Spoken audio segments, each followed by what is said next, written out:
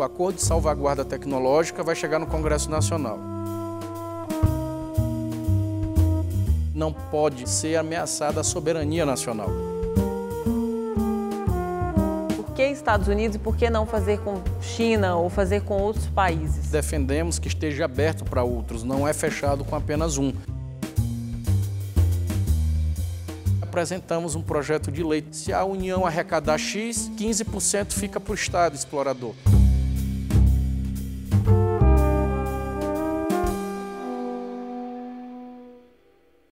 Senador Everton, o senhor é do Maranhão e possivelmente já enfrentou esse debate da base de Alcântara lá, de um acordo com os Estados Unidos que já dura quase 20 anos. Esse acordo foi rejeitado já no Congresso uma vez. Por que agora haveria condições de aprovação desse acordo? Nós estamos dialogando com o governo brasileiro, os representantes do alto comando da aeronáutica e responsáveis pelo nosso CLA, o Centro de Lançamento de Alcântara.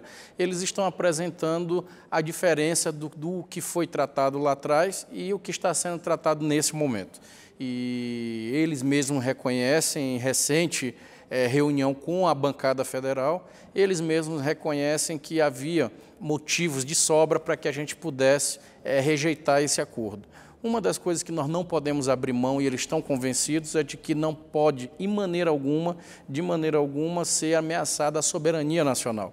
Então, claro que existem locais que são de acesso exclusivo do país parceiro, até porque lá está a tecnologia, está a garantia da inteligência, que tem aí a patente de quem é o parceiro, de quem está utilizando o espaço para poder fazer os seus testes. Então, uma das coisas importantes que estão lá é que não vai haver, em momento algum, impossibilidade nenhuma, nenhum tipo de utilização de material ibélico, de míssil ou alguma arma. Uso para fins militares. Para fins militares, zero, não vai ter nem possibilidade de entrar na base.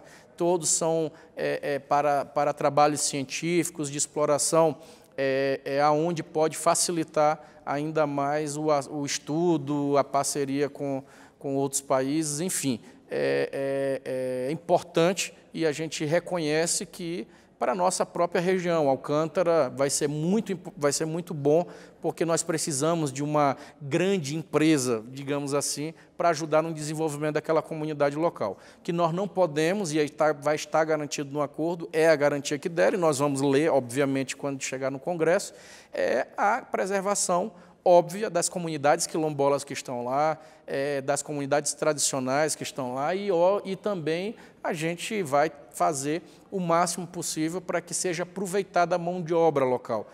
A gente precisa intensificar a qualificação dessa mão de obra e ajudar também na expansão de vários tipos de cursos que vão ajudar, como o ITA, por exemplo. Nós vamos ter várias condições de poder ajudar a qualificar a mão de obra local.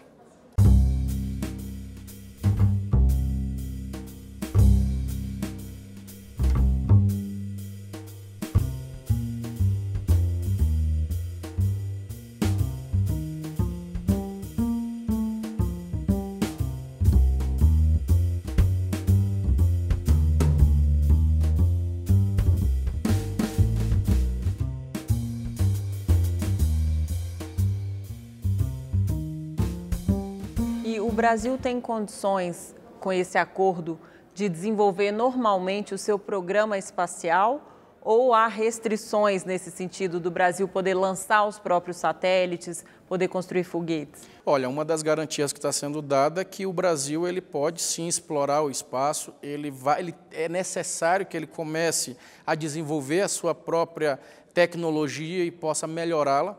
Nós tivemos aí perca significativa em 2003, com a morte dos 21 civis naquele acidente ali no lançamento em Alcântara, e ali tinham pesquisadores importantíssimos, de renome, não só nacional, como também já no mundo internacional, pessoas que estavam já avançando bastante os estudos na área tecnológica espacial. Então, a gente vai, claro, tentar aproveitar o máximo possível. Esperamos que esse acordo ele possa ser benéfico para todos, tanto que nós já até apresentamos um projeto de lei também pedindo beneficiamento. Se a União arrecadar X, é o que ela faz hoje na exploração, por exemplo, do petróleo. Se ela explora X, 15% fica para o Estado explorador, né, que é onde é extraído o petróleo atualmente. Então, para nós, a gente apresentou um projeto no Senado falando também desse royalty, vamos dizer assim, desse beneficiamento da nossa região, que fala justamente você poder dar esses 15% para o Estado, mas ele dividido. Esses 15% seria 40% para o governo do Estado. Isso não é um projeto para o Maranhão, é para qualquer Estado que venha a ter qualquer tipo de exploração de serviço aeroespacial, de tecnologia aeroespacial de lançamento de foguete. E aí, nesse caso, atinge diretamente nós, no Maranhão, que temos a base de Alcântara, e aí a gente pede que 40% seja para o Estado, 40% vá para o município, 10% fique para as fundações de amparo às pesquisas, né, da pesquisa, e 10% para as universidades estaduais. Então, a gente precisa fazer justamente esses ajustes para poder fazer justiça e ajudar essas comunidades que tanto precisam.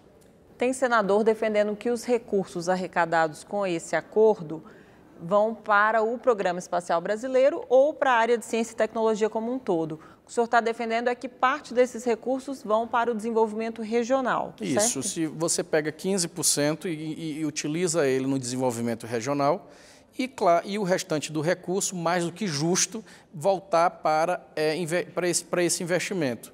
O que nós não podemos deixar é que esse recurso ele vire simplesmente número para ajudar no déficit ou no superávit do Estado brasileiro. Hoje, o que o Estado tem feito é isso, o Estado como um todo, né? Ele pega os números e tudo que entra é para o superávit. E aí a gente paga aí bilhões por ano de dívida, de juros, né, questionáveis, e ninguém está tendo coragem de tratar esse tema, e aí a gente simplesmente fica sem ver realmente os recursos necessários para o cidadão ele ver o retorno desse investimento que faz. O senhor citou o caso do petróleo e houve uma discussão até recente no Congresso a respeito da ampliação dos royalties pagos ao petróleo para serem distribuídos para todo o país, né, para todos os estados e municípios, e não apenas para os municípios e estados que têm a exploração do petróleo e que se beneficiavam dos royalties no passado. O senhor teme que isso aconteça também no caso do Programa Espacial Brasileiro? Olha, eu não teria dificuldade nenhuma, até porque senão eu iria entrar em contradição. Eu fui um dos deputados na época que brigou muito e está pedindo que o Supremo Tribunal Federal julgue eliminar para que a gente possa continuar esse processo de votação, como já foi na Câmara, vir para o Senado e a gente poder aprovar. É justo que todos os estados, porque o petróleo ele é nacional, o serviço de exploração é no estado, mas a gente entende que o território é nacional, então é uma riqueza de todos e tinha que ser explorado por todos, ou todos teriam que ser beneficiados, né? Então, caso isso aconteça na base, isso quer dizer que o projeto vai ser aprovado. Então, ele sendo aprovado, não tem problema a gente dividir. Exatamente. Hoje, se esse projeto fosse aprovado, não haveria o que dividir, né? Não haveria. Os recursos só vêm com a aprovação de acordos como esse. Só vem com a aprovação de acordos como esse, e a gente sabe que não são imediatos, né? É importante quem está em casa, a gente não criar aqui nenhum tipo de expectativa de dizer, olha, assinou o acordo, o Congresso Nacional aprovou e aí amanhã já podemos ter... Não é assim, isso vai demorar alguns anos, né? E claro que nós estamos sendo responsáveis até para deixar para as próximas gerações caminhos concretos e construídos no sentido de você dar as condições para essas comunidades poderem trabalhar ou melhorarem a sua qualidade de vida.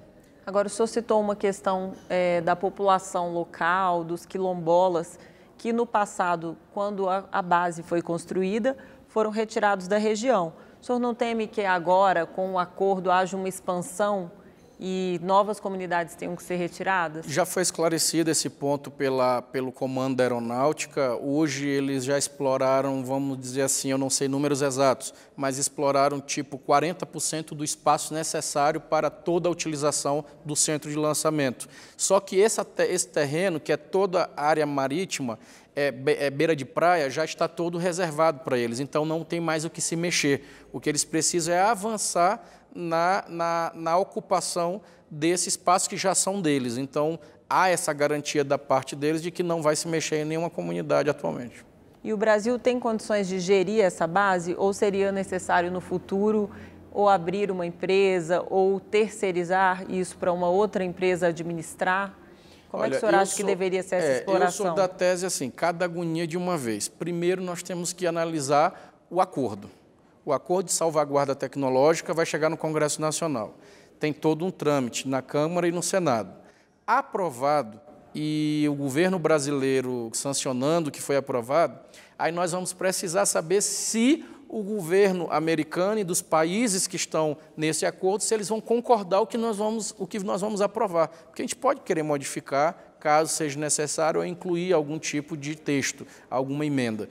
Então, após todo esse processo, aí nós vamos ter que ir maturando, né? Até porque se, por exemplo, a nossa Força Aérea Brasileira, que hoje comanda, ela tem bons técnicos, ela tem excelentes quadros, aliás, um dos melhores quadros técnicos nessa área no nosso país. Então, eu tenho certeza que, como é uma política de segurança nacional e de interesse nacional, ela não pode ser, pelo menos eu imagino que nós não poderíamos imaginar a possibilidade de terceirizar uma administração de um espaço estratégico para o país, né? Então, eu acredito que deva ficar na mão das Forças Armadas, que já tomam de conta do centro de lançamento.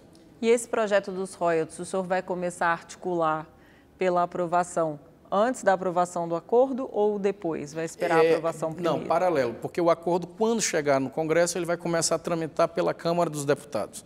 Então, como nós demos entrada pelo Senado, já estou começando a conversar com os líderes, já conversei com o presidente, estou tentando criar esse ambiente para, tão logo comece a tramitar na casa, a gente possa dar uma agilizada nesse projeto e, quem sabe, conseguir aprová-lo e mandar para a Câmara para que eles tenham condição de tramitar aí com um projeto junto com o outro. Caso contrário, ele pode seguir normalmente aí o seu trâmite legislativo.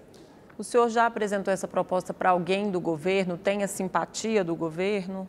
Olha, na verdade, não dá para pedir ainda a simpatia do governo, porque o governo não tem ainda esse alguém para tratar o que é de interesse para médio e longo prazo. O que se percebe é que ainda as pessoas que sobrevivem representando o governo são pessoas que ainda estão resolvendo a confusão que eles arrumaram hoje, né? Não dá para ainda imaginar nem o amanhã e nem o futuro.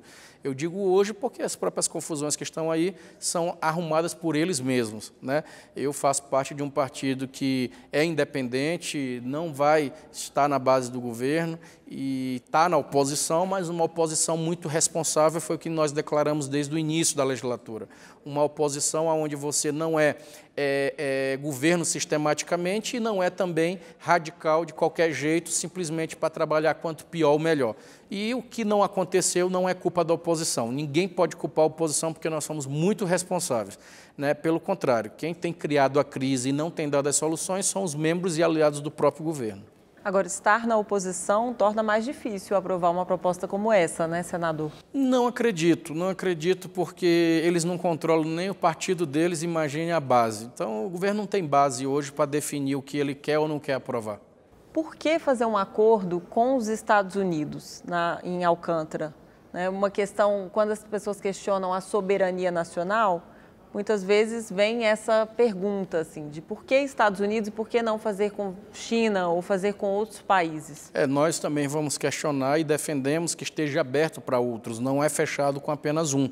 Nós temos que abrir porque estamos num local, no melhor local do mundo para fazer esse tipo de lançamento. Nossa localização na linha do Equador, a profundidade que nós temos do nosso mar. Então, tudo isso facilita para que esses foguetes, esses futuros satélites nanos, porque tem outras tecnologias que já anunciaram que podem ser e vão ser utilizadas, e eu tenho certeza que a possibilidade de abrir para outros países tem que acontecer, até porque a gente precisa ser um mercado que defenda sempre o nosso interesse, e não o interesse de quem quer vir explorar a área. Agora, no passado, a gente assinou já acordo, o Brasil assinou acordo com a Ucrânia. Com a Ucrânia, e foi desfeito recentemente. No valor de R$500 bilhão.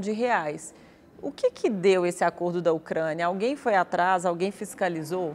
Pois é, ele ficou muito no papel, né? A gente viu aí outro acordo que acabou sendo frustrado. Então é isso que eu digo sempre, não dá só para falar porque foi assinado. Tem que haver finalmente, né? Então não houve. E tanto que foi desfeito o acordo para poder estar aberto para a gente fazer um mais amplo. Então eu acredito e vou defender que a gente tenha sim espaço e dê as condições para qualquer outro país que queira vir explorar em parceria e também deixar dividendos para o país, a gente possa fazer.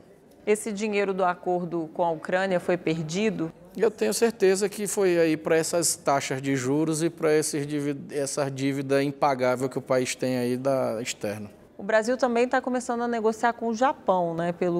Pelas notícias que a gente teve. O senhor já teve alguma informação a respeito? Olha, nós tivemos audiência com o ministro da Ciência e Tecnologia, o astronauta.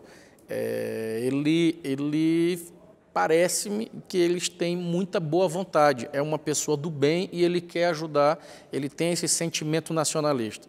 Claro que vai faltar um pouco e falta um pouco mais da experiência, da política, do trato internacional do dia a dia, mas isso aí é construído, claro que na relação, e ele vai adquirindo no seu próprio cargo. Então, eu acredito que hoje ele abrindo esse diálogo com o mundo afora, e o Japão é uma boa referência, assim como ele vai ter que conversar com a China, vai ter que conversar com outros países, é muito importante porque você abre possibilidade. Nós temos aqui riquezas importantes, né, e estratégicas, como é o nosso centro de lançamento, a base aqui no Brasil, que não pode ser deixado e não pode ser levado em desconsideração. Então, se tem mercado, e tem que abrir o diálogo com todos. E a vantagem para o Brasil é só financeira mesmo, porque já que tem que ter uma salvaguarda da tecnologia do outro país, né, um cuidado em não abrir essa tecnologia, o Brasil não se beneficia de uma transferência tecnológica? Você veja só, vamos ter aí calma para olhar o que vai ser assinado pelos dois países. Mas numa corrida de Fórmula 1, onde cada equipe coloca seu carro e sua tecnologia, então você está correndo aqui com uma, e aí você não vai entrar lá na outra para olhar como é que está a tecnologia que é utilizada naquele outro carro. Mas quando você está correndo, você acaba vendo que o outro carro corre mais, ou às vezes é melhor e ele se destaca mais. Então isso força a sua equipe também tentar melhorar, né? Então eu acredito que você tem sempre que se nivelar mesmo por cima.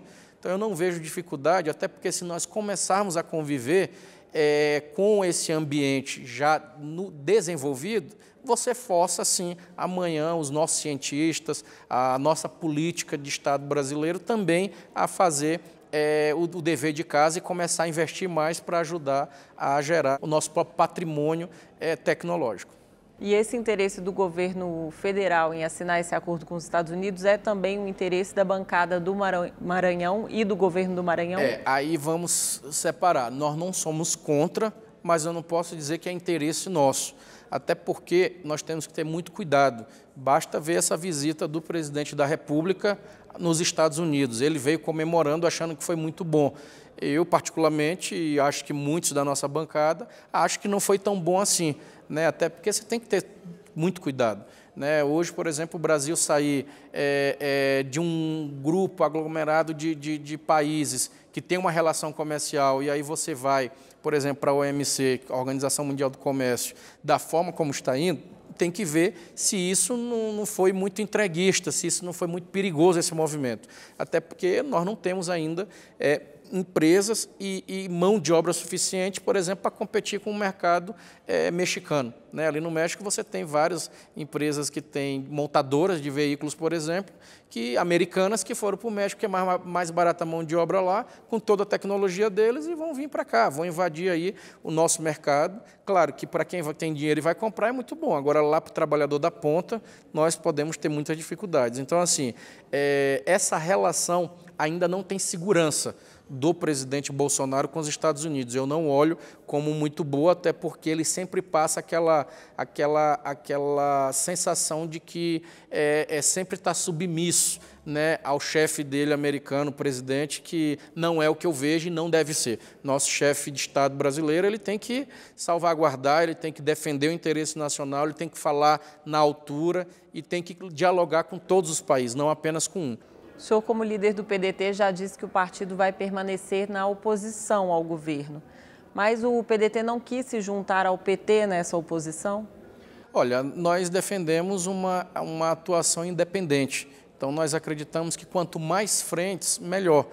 Era preciso que, nesse momento, cada partido tivesse a sua estratégia e sua tática política dentro da casa. Então, claro que vão ter várias matérias, Glauciene, que nós vamos estar unidos e vamos todos lutar, ou os partidos todos de esquerda e de centro, né? E vão ter outras que não, cada um vai definir a sua estratégia de forma individualizada. A questão interna dos blocos foi mais questão de tática mesmo, né? Porque você formando 2 blocos, você cria mais espaços, você abre politicamente mais possibilidade de ter mais oportunidade de atuar no legislativo como espaço de tempo de lideranças, ocupações de lideranças como a da minoria, e foi isso que nós fizemos, nada de veto a ninguém, foi apenas estratégia. A questão eleitoral não influiu nessa formação de blocos? Não. E o que aconteceu depois da eleição, também das críticas do Ciro Gomes e Cid Gomes ao PT? Não. Ele sabe que o Congresso Nacional ele tem sua dinâmica própria e a gente precisa ter muita calma para saber tratar. Lá na Câmara o nosso bloco já foi diferente com outros partidos, aqui no Senado já foi também outro formato. Então é essa vida e essa dinâmica própria das casas. O Ciro Gomes e o nosso partido compreendem perfeitamente, eles sabem que é importante cada partido, cada casa definir a sua estratégia, a sua tática para melhor poder desempenhar a sua atividade legislativa. Mas o partido tem orientações fechadas, não, questões nós temos fechadas? votado juntos. Nós temos, por exemplo, na reforma da Previdência. Se você pegar o quórum hoje de votação, tanto da Câmara quanto do Senado, as bancadas têm votado muito unificadas. Um ponto ou outro que pede essa liberação e assim, nós temos cláusulas pétreas que nós não abrimos mão. Por exemplo, quando se trata de qualquer tipo de retirada de direito do trabalhador. Então, essas a gente fecha a questão mesmo e pedimos, fazemos o apelo para que o parlamentar acompanhe o partido. Isso vai acontecer na reforma da Previdência? A Previdência, nós fechamos questão na Convenção Nacional do Partido. Essa Previdência que está aí, ela não serve para nós e nós votaremos contra, né? Não dá para imaginar que, numa altura dessa do campeonato, as grandes empresas não tenham essa responsabilidade de mostrar para o Brasil que há, sim, chance de enfrentar essa crise, chamando eles mesmos, os grandes, para ajudar a enfrentá-la. O que estão fazendo não é a reforma da Previdência, é o fim dela. E isso é muito grave, é danoso, é perigoso. Por exemplo, no meu estado do Maranhão, a maioria do recurso que gira no comércio é o dinheiro do aposentado. Você tirar o direito de ele se aposentar, tirar o direito de ter esse dinheiro circulando nessa cidade, é de uma gravidade assim que não dá para se imaginar, né? Olhar um governo que teve a coragem de sugerir a possibilidade de dar R$400 para um aposentado poder se manter, é realmente de uma crueldade que não dá para ter outro argumento a não ser dizer que nós vamos rechaçar essa proposta que está aí e iremos pedir que se recomece novamente um debate, mas um debate claro, um debate à luz da sociedade, que não seja simplesmente imposto números ou estratégias que não condiz com o que está acontecendo. E sobre o acordo de Alcântara, o partido tem posição? Nós iremos fazer o possível para construir esse entendimento e poder votar a favor. É o que eu disse, o que for a favor do país, a favor do Maranhão, de Alcântara, conte com o PDT, conte com o senador Everton, e nós vamos trabalhar nessa direção, a toda a boa vontade nossa. Participamos dessa reunião com o ministro da Ciência e Tecnologia, o ministro Pontes, participamos da reunião com o Comando da Aeronáutica, estamos combinando essa visita presencial ao Centro de Lançamento de Alcântara. Então, assim, há toda a boa vontade nossa para que a gente possa aprovar esse projeto e incluir aí Alcântara no centro de verdade de desenvolvimento do nosso país. Normalmente, acordos internacionais têm uma tramitação mais demorada aqui no Congresso, né? Às vezes levam até anos para serem aprovados. O senhor acha que esse acordo vai ter uma aprovação mais rápida ou ele é muito complexo para ser aprovado rapidamente? É isso que eu estava falando. Se a gente conseguir construir um bom entendimento e azeitar ele para que ele já chegue mais ou menos nessa visão nossa de manter a soberania nacional e também manter salvaguardado todas as pessoas, as comunidades quilombolas que estão lá no município, não vai ter dificuldade nenhuma e com um acordo de lideranças a gente consegue agilizar essa tramitação. Senador, eu agradeço muito pela participação no programa Salão Nobre e até a próxima. Eu que agradeço a todos os telespectadores do programa Salão Nobre e dizer que vocês podem acompanhar o nosso mandato através das redes sociais. Nós estamos aí nela, prestando sempre conta do nosso mandato e fazendo aí o possível para dar a nossa contribuição para tirar o país aí dessa grave crise que nós estamos vivendo.